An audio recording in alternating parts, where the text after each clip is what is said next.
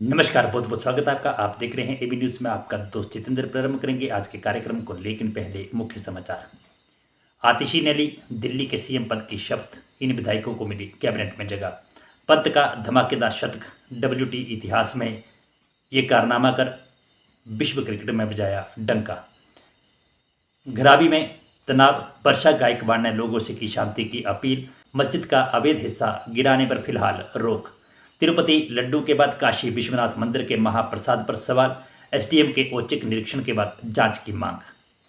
लालू यादव के खिलाफ केस चलाने की अनुमति सीबीआई को केंद्र से क्यों लेनी पड़ी, क्या है माजरा। कोलकाता रेप मर्डर केस, डॉक्टरों का विरोध प्रदर्शन और राजनीतिक दलों का नफा नुकसान। ना यूपीएससी का चक्कर, ना ट्रेनिंग की टेंशन, सीधे मिली आईपीएस की वर्दी। पूछताछ में हैरानी वाला हुआ खुलासा। 42 दिन बाद काम पर लौटे कोलकाता के जूनियर डॉक्टर, ममता सरकार को 7 दिन का अल्टीमेटम। राजस्थान के जवान का अंतिम संस्कार, चेरे भाई ने दी मुखाग्नि। पत्नी की तबीयत बिगड़ी, जनवरी में आने का किया था वादा। अंतर्राज्यीय चिट्टा तस्करी का गिरोह का सरगना शाही महात्मा गिरफ्तार, पाकिस्तान से हो रही थी तस्करी। अब समाचार विस्तार से।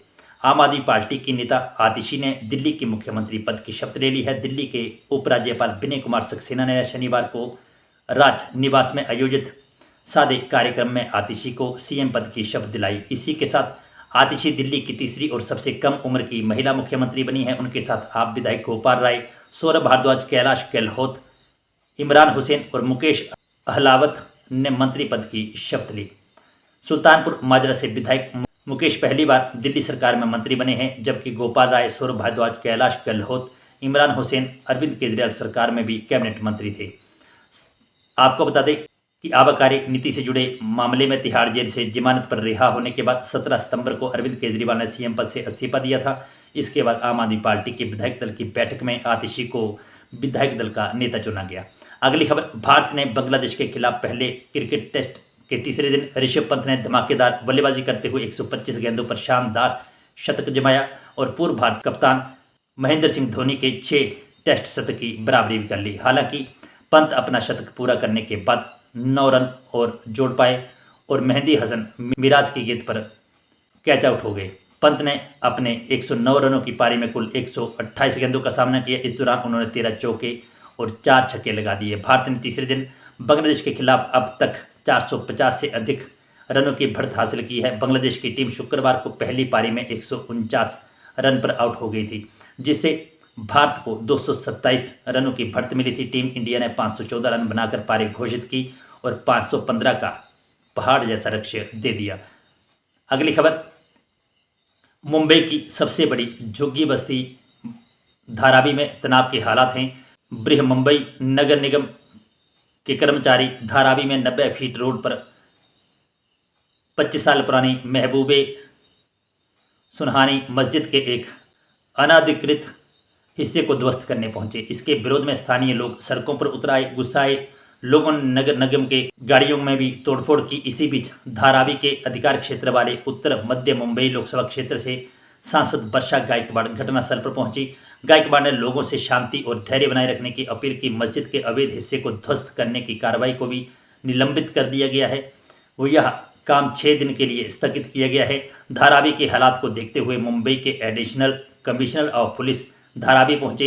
एसपी ने हालात की समीक्षा की। इसी बीच सांसद वर्षा गायकवाड़ ने ट्रस्टी और पुलिस के साथ बैठक की। इस दौरान मस्जिद कमेटी ने खुद वक्त मांगा। इस पर बीएमसी ने उन्हें 6 दिन का वक्त दिया।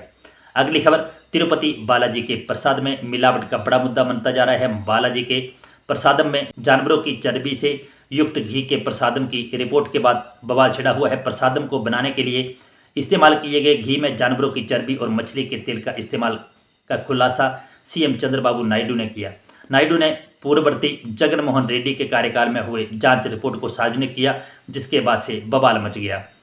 अब इस पर पूर्व राष्ट्रपति रामनाथ कोविंद बीएचयू में एक कार्यक्रम में शिरकत करने आए तो उन्होंने अपने संबोधन में कहा कि इस बार वो काशी विश्वनाथ मंदिर दर्शन करने नहीं जा सके, लेकिन रात में एक परिचित ने मंदिर के प्रसाद दिया तो उसे ग्रहण करते समय बालाजी मंदिर का प्रकरण याद आ गया। कोविंद ने कहा कि प्रसाद को बड़ी श्रद्धा से श्रद्धालु ग्रहण करते हैं और इसके जो धार्मिक मानक हैं उनका पालन हर हाल में सुनिश्चित करना चाहिए। प्रकरण के सामने आने के बाद देश के सभी मंदिरों के प्रसाद की जांच होनी चाहिए। अगली खबर, जमीन के बदले रेलवे में नौकरी घोटाले में सीबीआई ने राउस एवेन्यू स्थित विशेष न्यायाधीश की अदालत को बताया कि भ्रष्टाचार के मामले में पूर्व रेल मंत्री लालू प्रसाद यादव के खिलाफ मुकदमा चलाने की अपेक्षित मंजूरी प्राप्त कर ली है। अनुमति पत्र दाखिल करते हुए जांच एजेंसी ने अदालत को बताया कि मामले में करीब 30 अन्य आरोपित भी हैं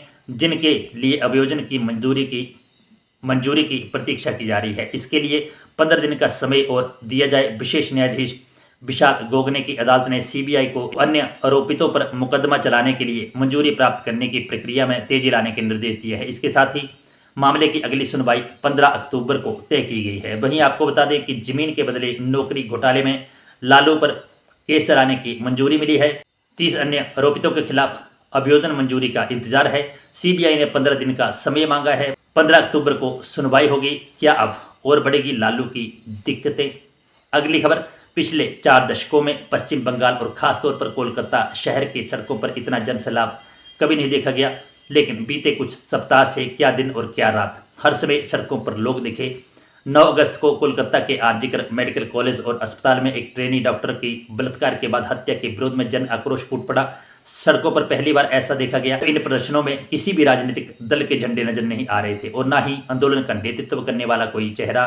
प्रदर्शनों में बुजुर्ग थे, महिलाएं थे और बच्चे थे। यह आंदोलन जूनियर्स डॉक्टर ने शुरू किया था जो पीड़िता और उनके परिवार वालों के लिए इंसाफ की मांग कर रहे हैं। घटना 9 अगस्त के सुबह सामने आई, मगर इस पूरे मामले में जिस तरह से मेडिकल कॉलेज प्रशासन और स्थानीय पुलिस की भूमिका रही उसको लेकर कई सवाल उठे और लोगों का आक्रोश भड़कने लगा। अगली खबर, बिहार में एक जिले में फर्जी आईपीएस का मामला सोशल मीडिया पर तेजी से वायरल हो रहा है। दरअसल सिकंदरा पुलिस ने एक फर्जी आईपीएस को बंधन बैंक के पास से पकड़ा है। युवक के पास से एक नकली पिस्टल भी बरामद हुई है। इसके अलावा एक पल्सर RS 200 बाइक और 2 लाख रुपए का चेक भी बरामद किया गया है। पुलिस ने युवक को पकड़कर उससे पूछताछ की तो मामले में खुलासा हुआ। फिलहाल पुलिस ने फर्जी आईपीएस को गिरफ्तार कर लिया है और इस साजिश में शामिल मुख्य आरोपी मनोज सिंह की तलाश जारी है। दरअसल गिरफ्तार युवक की पहचान लखीसराय जिले के हल्दी थाना क्षेत्र के गोवर्धन पिघा निवासी मिथिलेश कुमार के रूप में हुई है। मामले में खुलासा तब हुआ जब पुलिस को युवक पिस्टल और वर्दी के साथ घूमता दिखा। इसके बाद पुलिस ने जब उससे पूछताछ की तो युवक ने पूरी घटना के बारे में जानकारी दी।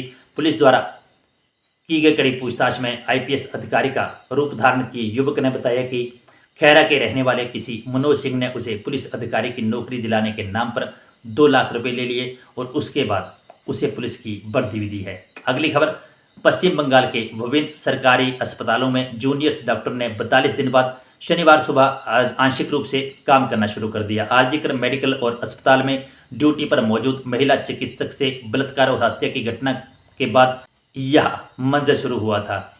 आज उन्होंने सभी सरकारी अस्पतालों में आवश्यक और आपातकालीन सेवाओं में काम करना शुरू कर दिया है, लेकिन उन्होंने बाह्य रोगी विभाग में अब भी काम शुरू नहीं किया है। प्रदर्शनकारी डॉक्टर्स में शामिल अनिकेत महतो ने कहा है कि हमने आज से काम पर लौटना शुरू कर दिया है। हमारे सहकर्मी केवल आवश्यक और आपातकालीन सेवाओं में अपने अपने विभागों में काम पर लौटना शुरू कर चुके हैं, मगर ओपीडी में काम करना शुरू नहीं किया है। कृपया यह नहीं भूलें कि डॉक्टर केवल आंशिक रूप से काम पर लौटे हैं। उन्होंने बताया कि उनके अन्य सहयोगी राज्य में बाढ़ प्रभावित जिलों के लिए पहले ही रवाना हो चुके हैं, जहां भी विरोध प्रदर्शन के बीच लोगों के स्वास्थ्य को लेकर अपनी प्रतिबद्धता दिखाते हुए अवया क्लिनिक शुरू करेंगे। अगली खबर, जम्मू के कठुआ जिले में शुक्रवार को राजस्थान का जवान राम किशोर शहीद हो गया। वे राजाखेड़ा के रहने वाले थे। उनके पैतृक गांव दोले राय में अंतिम संस्कार किया गया। शहादत की जानकारी के बाद से परिजनों का रो बुरा हाल था। शहीद की पत्नी की भी तबीयत बिगड़ने के बाद हॉस्पिटल में एडमिट करवाना पड़ा। शहीद राम किशोर की 18 सितंबर को आखिरी बार फोन पर पत्नी से बातचीत हुई। उन्होंने जनवरी में घर आने का वादा किया था। सैनिक कल्याण विभाग के निदेशक ब्रिगेडियर वीरेंद्र सिंह राठौर ने बताया कि जवान राम किशोर बैटल कैजुअलिटी में शहीद हुए थे। शहीद के घर कलेक्टर चिन्हदी बीटी सहित से प्रशासन के अधिकारी मौजूद थे।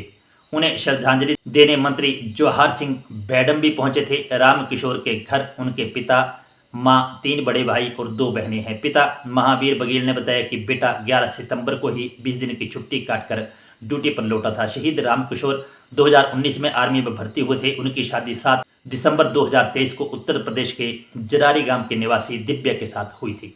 अगली खबर, पाकिस्तान से जम्मू कश्मीर होकर प्रदेश में हो रही चिट्टा तस्करी के मामले में पुलिस को एक और बड़ी कामयाबी मिली है।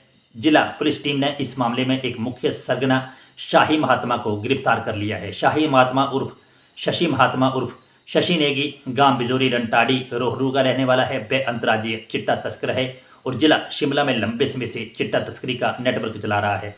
प्रारंभिक जांच में पता चला है कि कोटखाई में बुधवार रात को 468 ग्राम चिट्टे के साथ गिरफ्तार मुदस्सिर अहमद भी उनके इशारों पर चिट्टा रोडू लेकर जा रहा था। मुदस्सिर जम्मू कश्मीर के कुपवाड़ा का रहने वाला है। शाही महात्मा काफ़ी समय से जम्मू कश्मीर के सीमावर्ती इलाकों में भी रह चुका है। इस दौरान उसने सीमा पार पाकिस्तान से हो रही चिट्टा तस्करी के नेटवर्क का पता लगाया। जम्मू कश्मीर से ही चिट्टे की खेप शिमला लाई जा रही थी। कोटखाई में पकड़े गए चिट्टे की कीमत 18 लाख रुपए आंकी गई है। वहीं आपको बता दें कि जिले में इससे पहले दर्ज चिट्टा तस्करी के 5 मामलों में गिरफ्तार 9 लोग भी इसके नेटवर्क का हिस्सा रहे हैं। इन मामलों में शाही महात्मा की संलिप्तता सामने आने के बाद पुलिस और एंटी नार्को